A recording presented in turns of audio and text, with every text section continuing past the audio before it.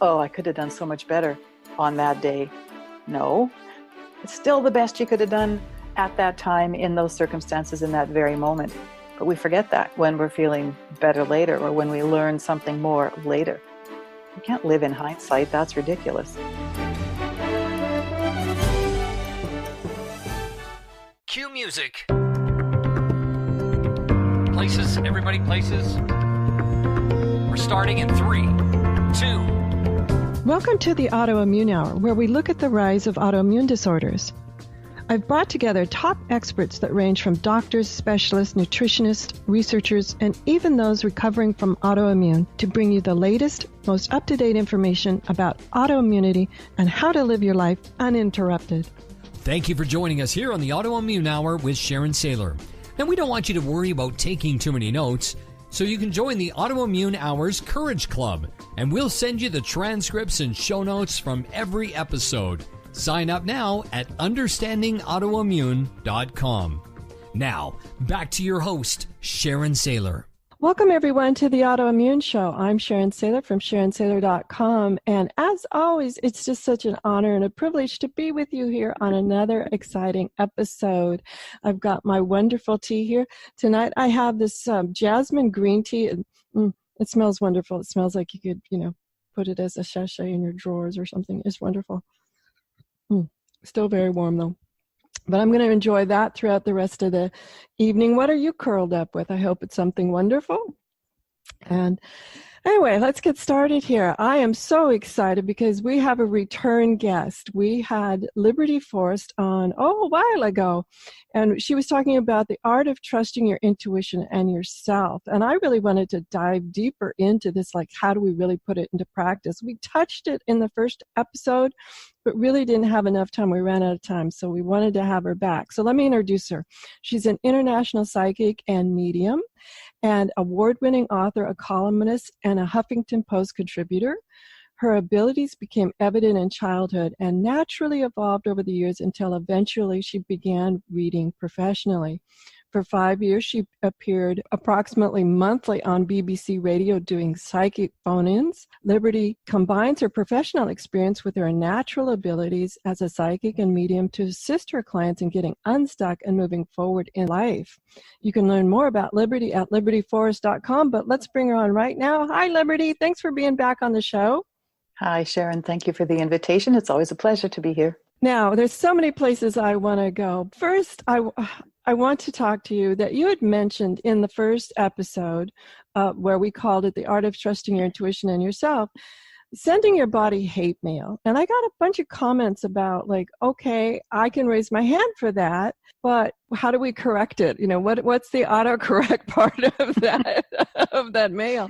First thing, of course, I guess, is to recognize that you're doing it. And when I had that moment of that definition or that description hitting me was when I was doing my self-healing project. And it was just this powerful moment of understanding I had been spending years, decades, yelling at my body and, saying things like, I know I'm so angry with it and I hate it. Why doesn't this work? And why doesn't that work? And really sending it all these negative messages. And it made me think, if I sent hate mail like that to my friends, how long would they be my friends? and I thought, maybe there's a reason here why, my body and I aren't getting on very well. And it was in that moment that I sort of realized, wow, I need to reconnect with it. I need to respect it. And it's trying to tell me something. Its symptoms are trying to tell me something's wrong. And that's the only way it can do it. And I thought, I needed to reconnect. And I needed to apologize. That was the first step for me. So that might be one place people want to begin. I felt like I owed my body a massive apology for all that negativity and all the things I was yelling at it for not doing right. And I forgot about all the things that it does do and allows me to do. Oh, I love that apology. I know we mentioned gratitude. I cried. I can see why. I sat there, I put my arms around myself and I cried. I thought about all these terrible things I had said and thought about my body. And I was like, I'm so sorry. I'm so sorry. I cried. But it was very cleansing, and it really changed everything for me. That was a major pivotal moment in my life, not just in my healing journey, but in my life in general. Oh my gosh. And I love that you gave yourself permission to cry. Too often we hear the sort of, buck up or steel up or whatever the words might be. We had Prima McKeever on not too long ago, and she talked briefly in her presentation about the amazing healing power of breath work, how powerful that a good cry is. And I had to think about, when was the last time I had one of those really good cries? Gosh, yeah, it's not a thing I do. I really, and I think in part, at least for me, because I have very firm spiritual beliefs about how things go in my life, and if things don't work out, and does that mean I'm never sad? No. Does it mean I don't get? I'll well up usually in emotional moments, or something touching like a Hallmark film or advert or something. But yeah, good cry. I just don't, because I think it's kind of I have this philosophy about, well, if it wasn't meant to be, or there's a reason for that, or so I don't know, but I couldn't tell you when I last had a really good cry. Yeah, I was thinking about that myself. But then again, I remember the one I did have, and it was so cleansing. It was so amazing. In your book, I wanted to talk about, she's in the throes of finishing edition 2 of The Power and Simplicity of Self-Healing. And there's a part of that in the book where you talk about filling your body with joy after you had this really good cry and this apology. I read that and I went, wow, that sounds really cool. But here again, I went, I'm not really sure what that means. It sounded really cool. I remember the first time I did it. I remember thinking I had been focusing so much on all the negatives in my life, and all the abuse and the difficulties and the challenges and blah, blah, blah. And I always said, there hasn't been a lot of joy. And I wanted to smack myself upside the head and say, wait a minute. Started thinking about, I'd only been focusing on that. Okay, there were all of those challenging things, but gosh, I had, a bunch of children and their birthday celebrations and their milestones and the things that they did that were funny, and lots of beautiful times with friends or family or holidays. And I thought, what the hell is the matter with me that I haven't noticed all of those things? And I thought, I really need to be focusing on the joy. And I remember one time, I don't think it was the first time, but it was one of the first, after I had that revelation. I remember walking through the snow when I had that aha. It would be in a tub filled with water, and meditation, candles, nice kind of a restful place. And I remember just inhaling and just imagining I was inhaling joy and letting it fill every cell in my body, sort of a visual on this beautiful white light that just was about joy. First of all, I was focusing on some of those moments of joy, like the ones I just mentioned. The real big gift was when I chose that day to remember a particularly challenging marriage and the negativity in it. And I thought, no, this is a place that really needs some healing. I'm going to remember the joy in it, because there was. And I thought about some of those joyful moments. I could reconnect with that. And then I just filled myself up with that. I just imagined every single cell being filled with it. And I imagined a beautiful light sort of swirling around my body, up and down. So I was immersed in it in all ways. And I can't even tell you how wonderful that felt. And it really took away a lot of the ongoing kind of almost subconscious sting of that marriage that was so abusive and toxic and terrible. Because there's always good somewhere. Oh my and it gosh. really, it gave me some balance.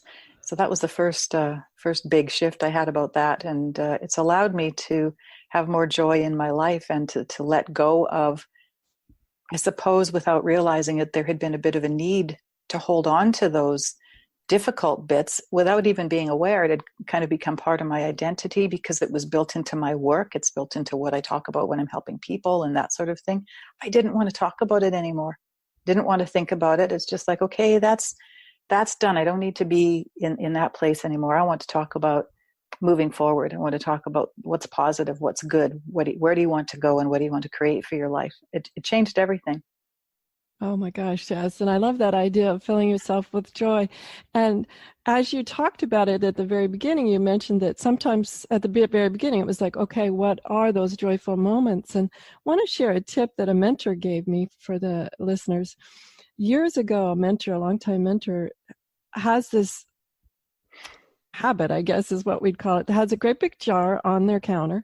And every time there is something really joyful or a life event, a success, a high five moment, a bravo, any member of the family puts a little card in there, writes on there, puts a date on it. Or if they want to give a high five to a family member, they write, something really lovely on there about thank you for, I don't know what, helping me bring in the groceries or something, and put it in this big jar. And then they all get together at the holiday season, and they all come together from multiple places. And one of the traditions is they pull something out of that jar and read it. And then everybody gets a moment to reflect back and on, that joyous moment or that wonderful thing that happened to the family or a family member. And I started doing that myself. And, at first the family was a little bit like, what? but really Mom got slipped off her pulley. Exactly. But I have to say, after a while, they really got into it because they saw that it wasn't just about the event. There was that celebration, and then sort of that packing away of that celebration and bringing it back like, oh, yes, that really was a wonderful time.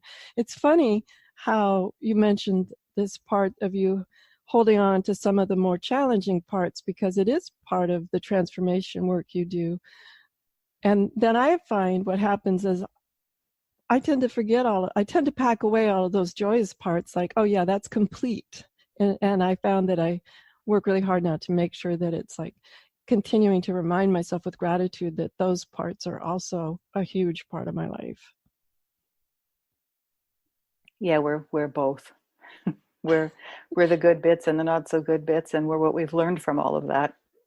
Oh my gosh. I think that balance, it's like everything else. Balance is so important in being happy and having a fulfilled life and a healthy life, very important.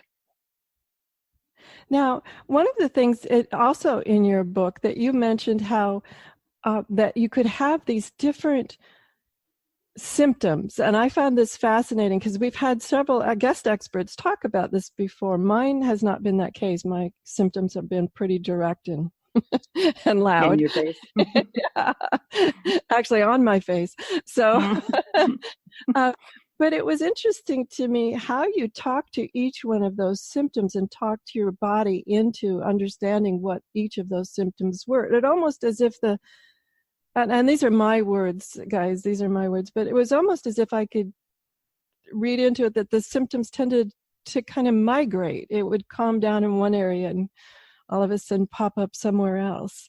Yet you were able to do some visualization and some different types of energy work to work with those. What are some tips that you have for people that they go, oh gosh, that rings a bell. What can we do for symptoms that aren't, I will say, aren't stabilized to where a medical professional can go, oh, that's it. Well, I think certainly listening to your body, as we've talked about before, is really important. And Louise Hay was her work was in part responsible for my ability to kind of think about how these things, what they might be saying. So that's one thing I would suggest is checking out. You can even just look it up online. You put in Louise Hay and then what the symptom is or what the body part is, and it'll tell you what it might be saying. But as a homeopath, I had some training about that as well, because the body's actually very literal. Your symptoms can be very literal if you just pay attention. That's the thing. It's about listening to your body. It's what is this saying, and then connecting it with how you really feel about your life. Where are you really stuck? What are your fears? What's holding you back? So when you can, even if you just leave the body parts out of it and just say, okay, what's really going on with me? What do I want? What do I fear? Where am I frustrated? What do I need? And if you write it all down, then you start to apply that to the body parts. What might this body part mean? What's it doing? Your hands, they hold on to things. Are you a person who doesn't like to let go? Do you cling, emotionally? It's just about listening. If you're not, well, like you asked for tips, like I said, look up Louise Hay's information. That's a great place to start. Write a list of what your symptoms are and write a list of what's going on in your life. And even just that can start to bring some clarity. But your symptoms will change because we're complex beings, and you can have a lot of things going on at once. So it would be weird to just have one thing come and go. Well, at least for me, that'd be nice. That would have been great if it could have just been one thing. But I think too, if you've had an exceptionally challenging life as I have, or certainly in the past, thank heaven it's a lot lovelier and calmer now, but there was so much turmoil and so much going on physically and in my emotional life and with my family for decades. I just took a real beating and energetically. And there was a lot wrong with this body. But I'm happy to say I'm healthier now than I've ever been. And since I wrote that book, that changed everything. Well, it wasn't writing the book. It was going through the healing process that led to the book. But it really is that simple, listening to your body. Right. You said some critical things that I want to sort of underline there. And that was the concept of what do you need? So many times I find people get confused between what they want and what they really need. And sometimes finding out what I need usually starts with what I want. And then I have to dissect why do I want that and get down to what is the need behind it. And oftentimes I've found it's, I'm going to use the word simple, but I don't mean that in a derogatory way, but usually it's something like peace of mind or something very basic. I guess basic is a better word. It could be something like connection with community, something very basic instead of a new computer or whatever we have. That's drilling down to getting to that very basic point has really helped me understand what the disconnection is. Where have I gotten disconnected from things? And I think that disconnection leads to disharmony in my body. Well, and it's also about being disconnected with yourself. It's just being disconnected with who you really are and what you really want and how you really feel, because we do tend to shut that off. We get so busy doing for others or doing our jobs, putting other people ahead of ourselves, or even just working too much, not having enough balance or playtime or rest time or whatever it is. I think that can really kind of mess you up. But it's that disconnect that's at the heart of it. So it's like, say, with an abusive relationship, and people will stay stuck in it, or toxic or unhealthy or whatever you want to call it, some relationship that isn't really good for you. And people will say, oh, but I don't want to leave because, and then they have this list, oh, well, I don't have the money to leave, or he'll do this or she'll do this or whatever it might be. But when you get down to what's really going on, and it might be, they'll say, well, I want stability or whatever. It's that they really need to be loved. That's usually at the root of it. They need to be loved, and they don't think they can be loved anywhere else, and that, or by anyone else. And that often comes with those kinds of relationships, because they'll make you think nobody else would ever love you. You're not good enough, and that kind of thing. But yeah, you might on the surface just be saying, well, I want to be with this person. We've got this history together. But it isn't about that person. The need is to be loved and to be respected and to be cared for. Yeah, that's powerful. It takes me back to that thought when we first talked about giving ourselves an apology. It's almost, in my mind, we're rationalizing, and we'll at some point have to apologize for all of our rationalizations that led to wherever choice point we are in our lives. I might have made one or two of those. Yeah. So I think rationalizations are one of the things that I always look to my closest friends. I have two kinds of friends. I always love to say this. I have two kinds of friends. I have these wonderful people that just love me regardless of whatever. And they're the ones, bless their hearts, that'll never tell me that I have spinach in my teeth or those pants make me look fat. Never, ever. That just never would cross their mind. And then I have another set of friends that are wonderful, equally wonderful. And yet they're the ones that have this honesty about them, that they are the ones who, I love you so much, I'm going to tell you, you have spinach in your teeth, or why did you choose that outfit, Sharon? That's real friendship. Yeah, those are the ones, that's the group. I love the other group. And when I need both of them in my life, absolutely. Yep. But the spinach teeth people are the ones that I absolutely go to when I find myself doing rationalizations. Mm-hmm. Because oftentimes they're emotionally connected to me, but they're not emotionally connected to the rationalization or the issue.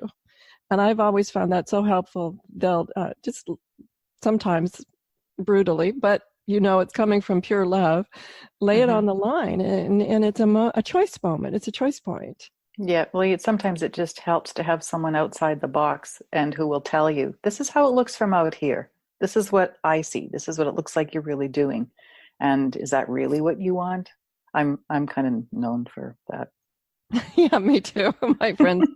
That's maybe why I so adore those friends like you in my life who are in that category. But I think it's really important for us to be able to be aware that those categories exist, and plus many, many other categories.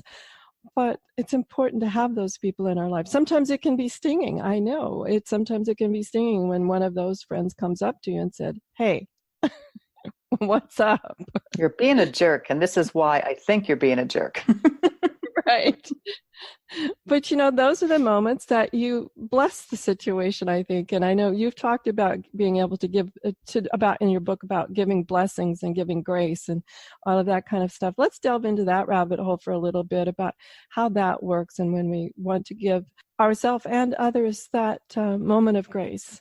What are some things that you do when you walk through people through that choice point of beyond apology, but into self-forgiveness and forgiveness in general? Yeah, that's a tough one for a lot of people. We just seem to love to beat ourselves up. We'll cut everybody else a lot of slack for the same things that we want to just beat ourselves up for, and ad infinitum, and it goes on and on.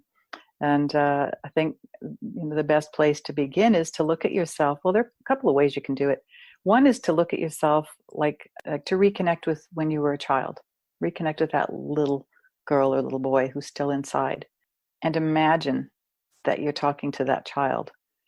And if it's sometimes people need a beginning step, which is to think about another child, because again, it's still, I can't forgive myself. So sometimes people need to think about someone else they care about and think about how much they love that person and how they would forgive that person anything and love them unconditionally. And when you can make that connection and then find your way to thinking about that little person inside yourself, that seems to be easier for people than just kind of thinking of themselves as they are now and forgiving themselves. But we always seem to want to do ourselves down. But if you can connect with that little child inside, that seems to help. It's kind of like, well, I'm here to take care of you and everything's going to be okay now. And it's a kind of allowing yourself. Well, this was another thing I have to say. I had a moment where I realized I was living with double standards. I always said I hate double standards. That's not right when people have one set of rules for themselves and a set for everybody else. Then I realized I was doing that, even though I was putting myself on the getting the short end of the stick, so to speak, or the whatever end of the stick. It was still a double standard. Even if I was being harder on myself than I was on everybody else and giving everybody else all kinds of breaks and understanding and that's be gentle with yourself. It's okay, forgive yourself, whatever, you did your best. And then for me, banging myself over the head with a bat 100 times a day, it was still a double standard. And then I went, oh, ooh. It was a very sobering moment. Because we sort of, I think, generally tend to think if it's a double standard, then you're putting yourself first and above others, but it's still a double standard if you don't give yourself the same love and kindness and compassion that you give others. And that's a big word too, compassion. I think starting with having compassion for yourself is super important because we have it for lots of other people in so many ways. But when do you show yourself compassion? That's a good question. One of the first things that kind of goes through my head, and I'm reflecting back that I'm sure this was something I've learned through childhood, was that idea of grading myself and I could have done better. Whatever the situation was where I'm needing to give myself some grace and compassion and some space, the first thought really is typically a negative one where wow, I'd only give myself a C- for that. I could have done better, this type of thing. And then for me, it's been a learning process. When I first started this self-talk of compassion, it was a learning process that oftentimes that space was really quite pronounced between I could have done better and then, oh, yes, give myself some self-love, self-compassion, benefit of the doubt types of things. And then one way I realized, I was getting better at this idea and actually loving myself more, is the space between that negative self-talk and the realization, not the rationalization, guys, the realization of the self-love and self-care and self-concern. The time got shorter and shorter. And I used to celebrate like, oh, wow, I didn't beat myself up for days. Yay, that's so good. Well, and you said if you, I could have done better. If you could have, you would have. But that's what we forget. Hindsight's a wonderful thing. You can look back and, when you're having a really good day and your energy's better and things are flowing better, you think, oh, I could have done so much better on that day. No, it's still the best you could have done at that time in those circumstances in that very moment. But we forget that when we're feeling better later or when we learn something more later. Oh. You can't live in hindsight. That's ridiculous. Oh my gosh, that's great. We need to take a quick commercial break. I want to share one thing my mentor said to me before we do. A beautiful mentor of mine used to say, still says, surprise is the enemy of competence. Now, I know that's kind of a big, heavy word, but that's the way my mentor speaks. But it was so true that, as you said, Liberty, we would have done better if we could. Typically, when those things happen, it is a surprise. It's a shock. It's like, oh my gosh, didn't see that coming. So oftentimes the response is just really quick without a lot of deep introspection. So anyway. Well, I would say, we never get up in the morning and say, well, today I think I'll do less than my best. Nobody ever does that. Even though your best on that day might not be your best on another day, it's the best you can do in that day, and you just have to accept that. Oh my gosh, we'll leave Unless it right. you really did get up in the morning and say, I'm not going to do my best today. Well, then I guess you didn't. We'll leave it right there. We'll be back in just a minute. We'll be back with Liberty Force and talk some more about this, integrating this power and simplicity of self-healing. We'll be right back.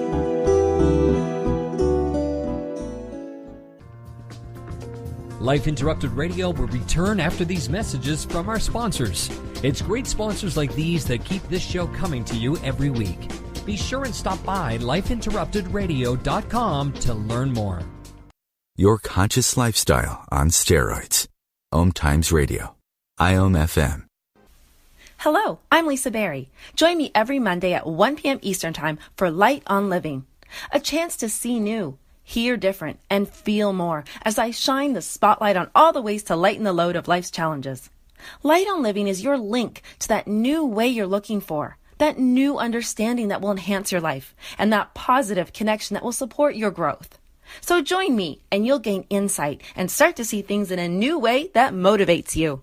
OMTimes Magazine is one of the leading online content providers of positivity, wellness, and personal empowerment. A philanthropic organization, their net proceeds are funneled to support worldwide charity initiatives via Humanity Healing International. Through their commitment to creating community and providing conscious content, they aspire to uplift humanity on a global scale. OMTimes, co-creating a more conscious lifestyle. Listen and imagine.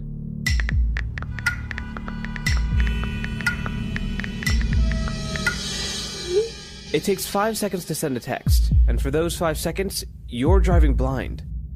Life is worth more than a text. Stay alive. Don't text and drive. Visit StopTextStopWrecks.org, a message brought to you by the National Highway Traffic Safety Administration, Project Yellow Light, Noise, and the Ad Council.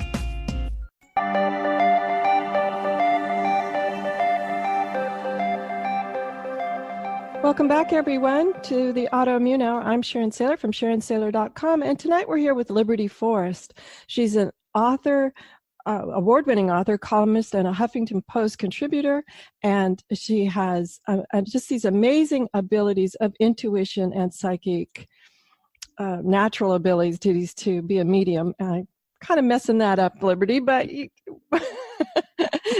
her insights are often very profound. And one of the things that I love is her book called The Power and Simplicity of Self-Healing.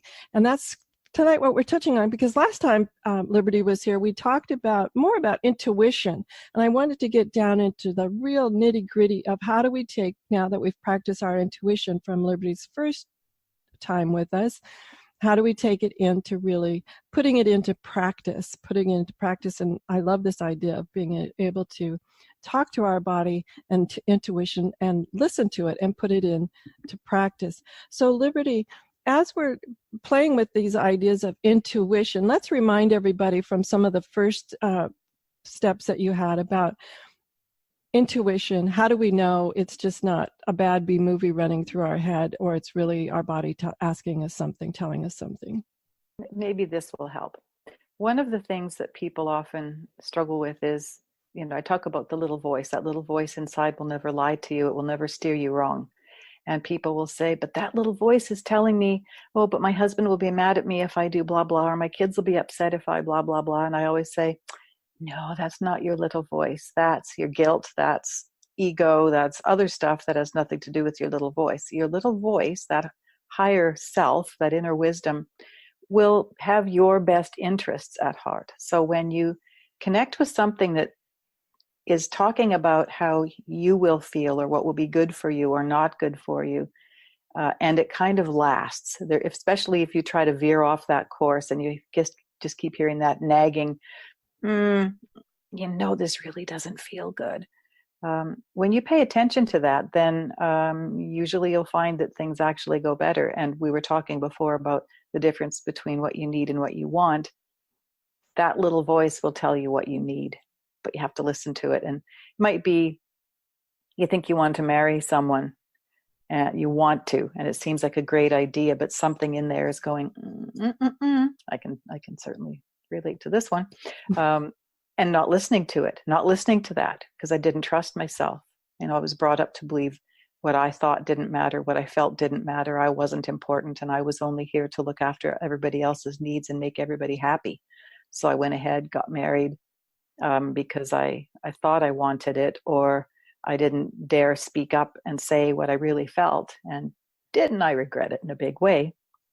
But the difference is, when it's something that you just know, but it's about you. It's about what you need. It's not what other people want from you or need or demand or expect from you. So that's one major difference. We had Sarah Payton on, and it came to my mind that one of the tips she has for talking to the inner child, I think would really work wonderful for this. And I just want to share the idea and see what your response is. Sarah Payton, when talking about self-forgiveness, talks to the inner child with this voice of curiosity, and she uses the phrase "I wonder" a lot.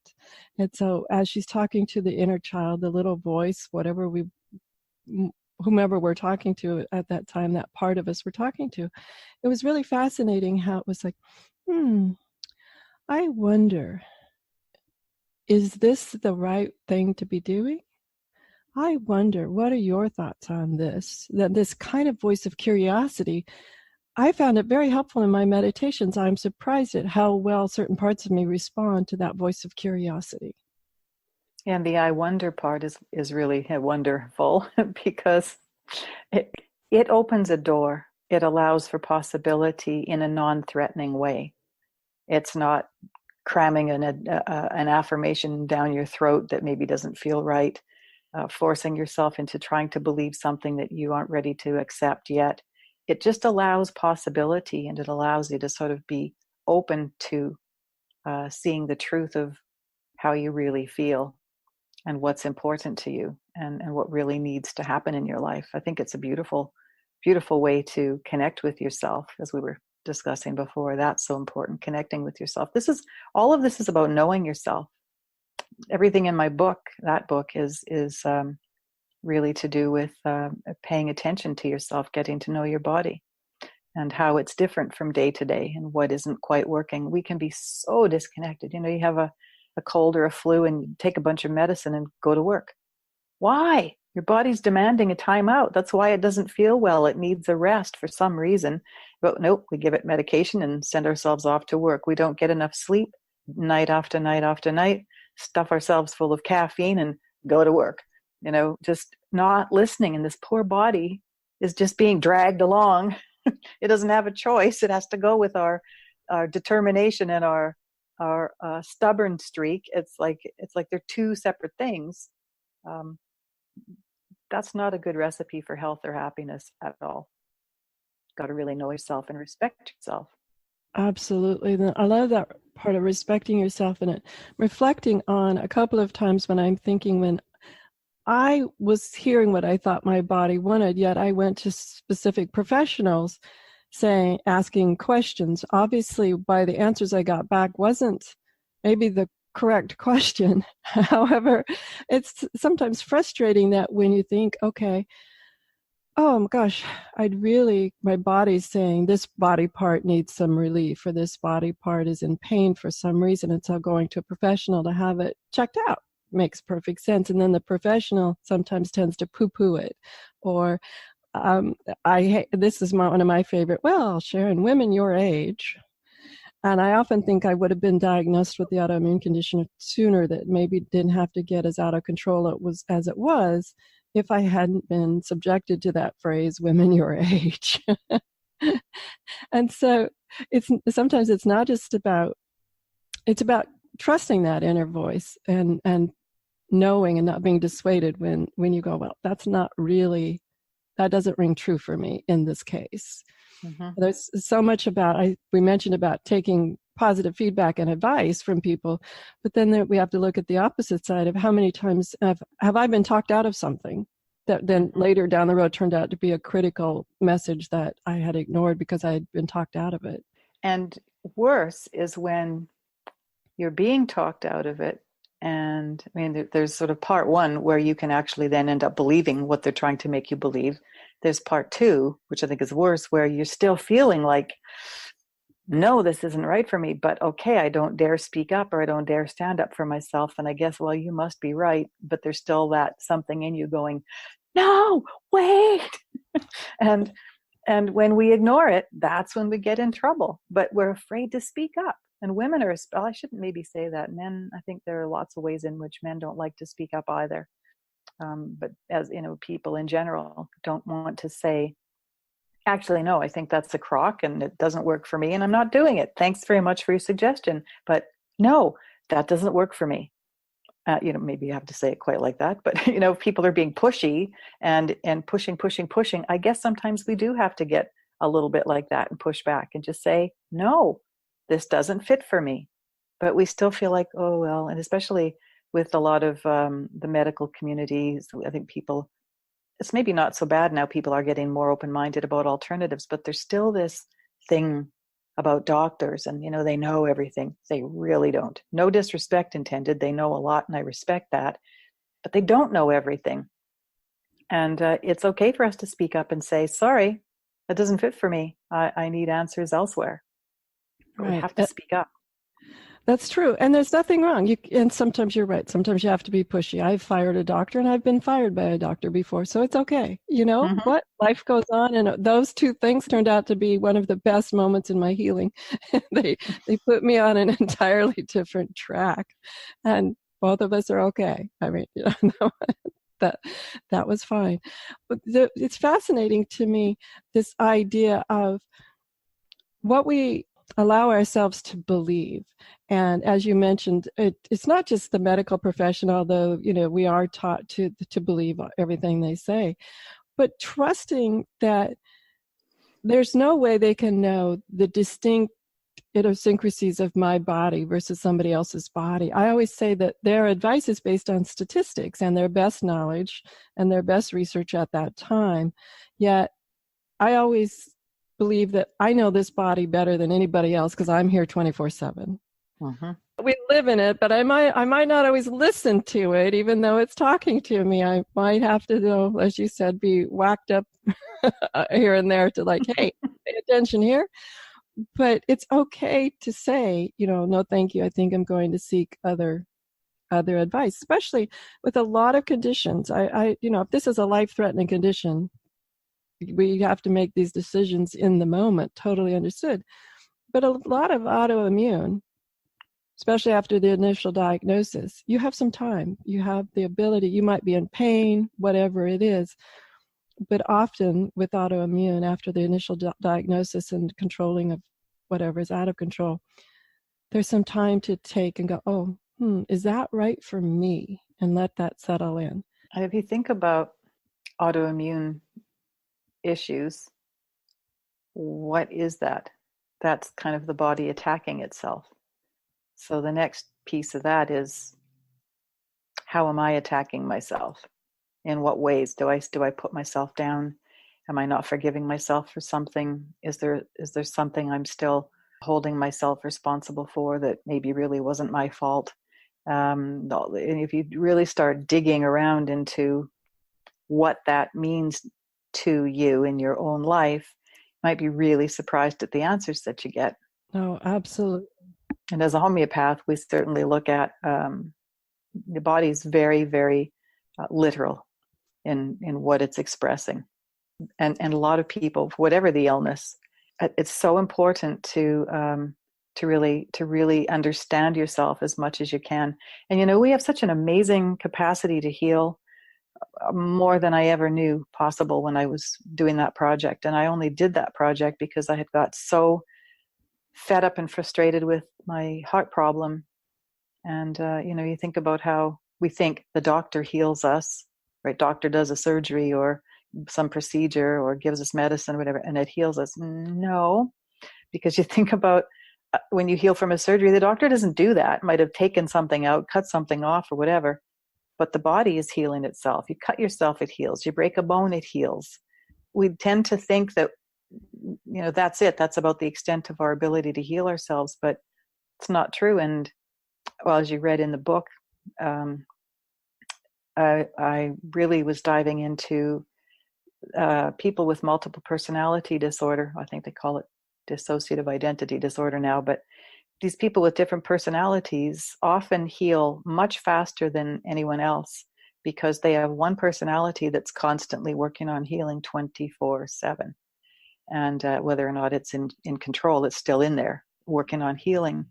And also with those people, there are many documented cases around the world of people with that disorder. And depending on the personality that's in control at the time, they can have one that's anaphylactic with nuts or some other food or something, when the other personalities can eat all the nuts they want. Or they've got one that's insulin dependent diabetic, but the others can have all the sugar they want when they're in control. They've got tumors and scars and burns coming and going and coming and going, depending on which personality is in control. That's astonishing. So not only does that speak to the power of belief, because each one of them is a different person from all the others, and they believe, I had this injury or I didn't have that injury, so these things will come and go. But it's also, it also screams about the power of the body's ability to heal. It's just incredible what we can do if we allow ourselves to believe it and focus on it. Absolutely. That is astonishing. I'll have to look into that research. That's just totally fascinating. Now, one of the things that came as you were talking, I was thinking about the interview we had with Sandra Barrett, The Secret Life of Cells, not too long ago. And her definition was so profound, it really changed the way I look at autoimmune. And she said it was where specific cells, and this could be a group of cells, it's not just like one cell, it could be one cell, but groups of cells, have lost their identity to the self, and that, or in other words, like to the whole. And when they lose this identity, that's when all of a sudden the rest of the body says foreign invader. And so the idea of how do we regain those specific cells that have lost their identity, how do we help them regain their identity? And this just came to mind. I'm wondering, and this isn't I'm wondering, guys, there's no science behind it here, whether visualization and affirmation and meditation might be of a benefit to help those particular parts of our body regain an identity to the whole. I'll have to play with that, everyone. Play with that, guys, if you're listening to this, and report back to me. Let me know what you think about that. I'm just thinking out loud here. That sounds like it might be an interesting undertaking. Well, it certainly worked for me. Yeah. Well, I just think it would be an interesting undertaking that would allow, I'm just thinking, well, it's not any sort of radical intervention by any means. We're not taking any medication or cutting anything off or anything, so worth a try. I did a lot of that. That was a part of, and there's some detail about that toward the end of the book, I believe. where I was really getting into doing some Tai Chi, and because that's good energy work, gets everything flowing beautifully through your body.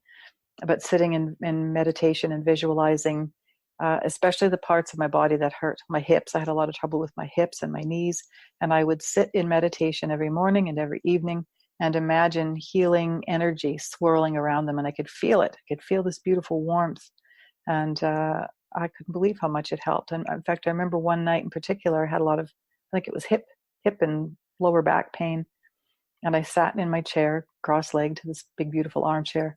And I was doing that. I was meditating and focusing on this healing energy in that area. And within about, I don't know, 5 or 10 minutes, it felt better. The pain was gone. I thought, well, that was cool. Because you're sending that healing energy to that part of your body. We are so connected in terms of brain and body, and we just don't think about it. So, people often say things like, oh, my head is killing me, my feet are killing me. Don't say that. Or, who breaks my heart? Shh, like, don't, because your body's listening, and it takes orders from the brain, and the brain creates chemical messengers. As soon as you have a thought, which we do, 60 or 70,000 times a day, it's responding all the time. Your body's always listening to those thoughts. And when you start sending it messages about, this is killing me, this is killing me, this is, and that's just something a lot of people say, Mm-hmm. your body's going to go, well, oh, okay, I guess I better set something up here then. That's it. It works like that. Oh my gosh. We just blew past our quick commercial break there. We need to take one more. When Liberty and I get together, she just gets my curiosity going in multiple directions, as you've heard, as we've gone down multiple rabbit holes. But that's what happens when Liberty and I get together all the time. We'll take a quick commercial break and be right back. Your conscious lifestyle on steroids. OMTimes Radio. IOM FM. Change and growth are part of natural life, and also part of your spiritual life. Everyone needs support and guidance, especially during life passages. Upgrade yourself with the OMTimes Experts program. With OMTimes Experts, you have access to the best intuitive coaches, spiritual teachers, counselors, astrologists, and oracles. Our team was carefully selected so you can trust. Find out more at experts.omtimes.com. Grab a cup of tea or a glass of wine and tune in for Inspired Conversations with publisher Linda Joy on Tuesdays at 2 p.m. Eastern. Linda creates sacred space for leading female luminaries, empowering authors, heart-centered female entrepreneurs, coaches, and healers. A soulful venue where guests openly share the fears and obstacles they've overcome, wisdom and lessons learned, and the personal journey that led them to the transformational work they do in the world. Inspired Conversations to empower you on your path to authentic, soulful living. Research shows we apologize up to 10 times a day, and most of the time, we say sorry as a response to someone else's mistake.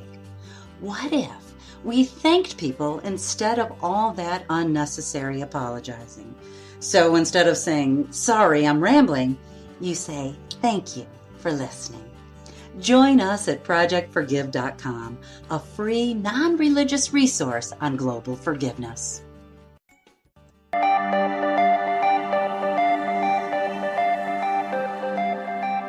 Welcome back, everyone, to the Autoimmune Hour. I'm Sharon Saylor, and I'm here with Liberty Forrest. She's an international psychic and medium, as well as an award-winning author, a columnist, and a Huffington Post contributor, as well as many other things. You can find more about her at libertyforrest.com. The spelling of all of that will be on the website, understandingautoimmune.com.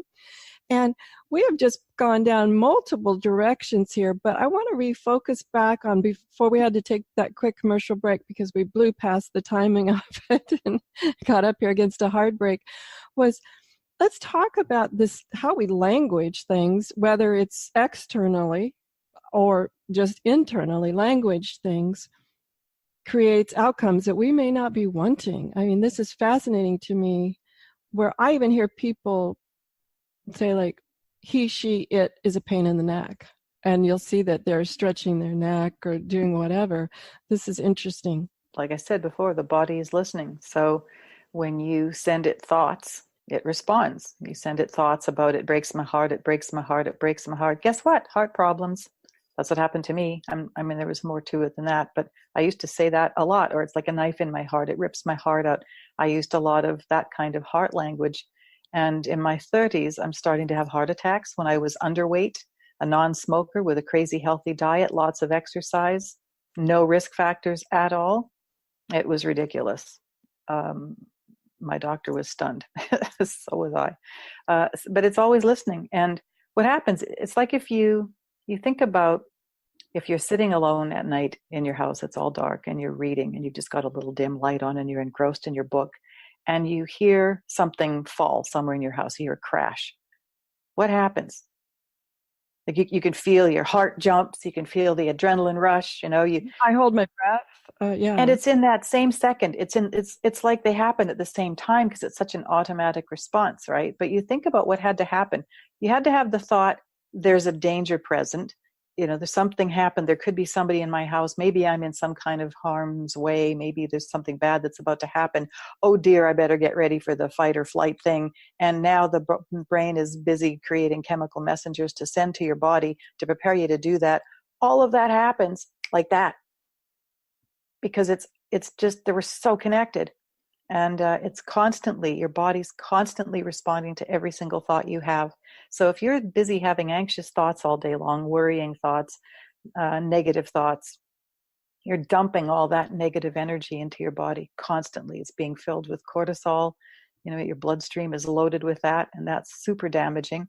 Your body can't tell the difference between living in a war zone or living in a stressful environment, a toxic home, or financial stress, or whatever else might be causing you that stress. But it's that what's going on in your head is going to always affect your body, and you can do a lot of damage. So it's really important to think about changing your thoughts. It's why mindfulness meditation is so important, and that changed my life too. And I think that's one of the best things that you can do for your health, because it keeps you out of thinking about the future, dwelling on the past. It keeps you in this moment right now and right here, and in a more calm, accepting way, like everything's fine for right now.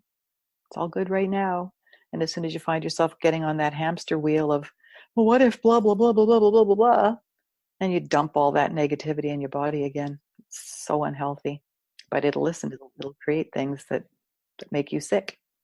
That's a really good point, because one of the things I have said often is when you get a chronic diagnosis in the body, it takes a while to heal, unlike, oh, it's a cold, I'll be fine in 10 days, 2 weeks kind of lifestyle.